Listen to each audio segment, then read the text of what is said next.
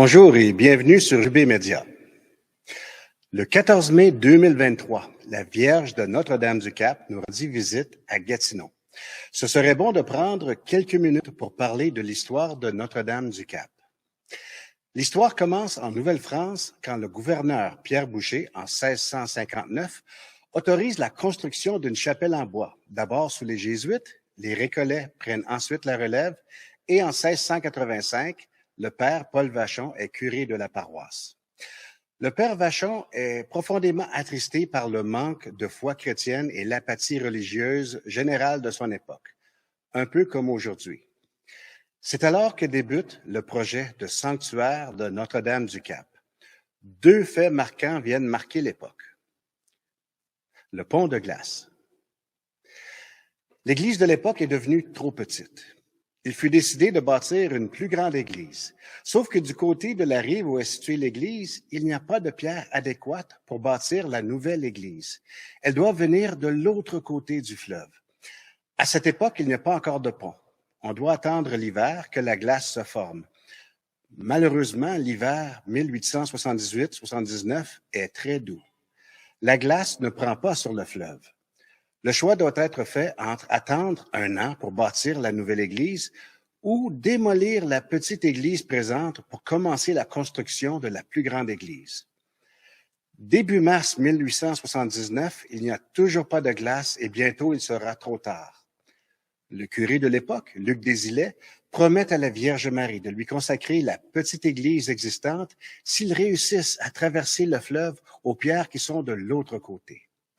Il demande donc à ses paroissiens de réciter le chapelet tous les soirs pour que la Vierge Marie intervienne. Or, étrangement, se forme un petit pont de glace d'environ 2 kilomètres sur la rivière malgré le temps très doux de 19 mars au 25 mars 1879, toutes les pierres sont transportées. Et quand le dernier chargement arrive, le pont de glace disparaît tout aussi rapidement.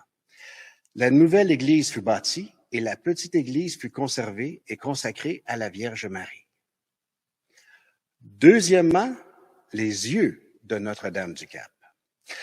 Le 22 juin 1888, dans le sanctuaire dédié à la Vierge Marie, 3 hommes se trouvent dans l'église. Le curé Desilets, le père Frédéric et M.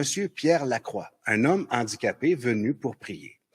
Pendant qu'il priait devant la statue de la Vierge qui avait les yeux baissés, soudainement ouvrit pleinement les yeux. Ce n'était pas une illusion, la statue était bien éclairée, ainsi que tout le sanctuaire. Son regard était semblable à une personne vivante et dura de 5 à 10 minutes. Depuis ce temps, il y a de nombreux pèlerinages à Notre-Dame-du-Cap.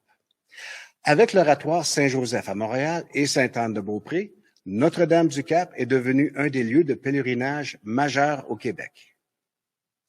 Sa sainteté, le pape Jean-Paul II lui-même rendit visite à la Vierge de Notre-Dame-du-Cap en 1984.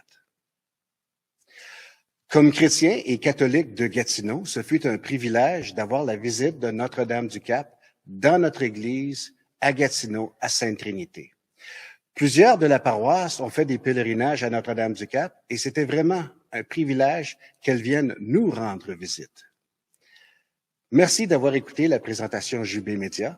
Si vous aimez, n'hésitez pas à nous laisser un like et de vous tenir à l'affût de nos futures présentations.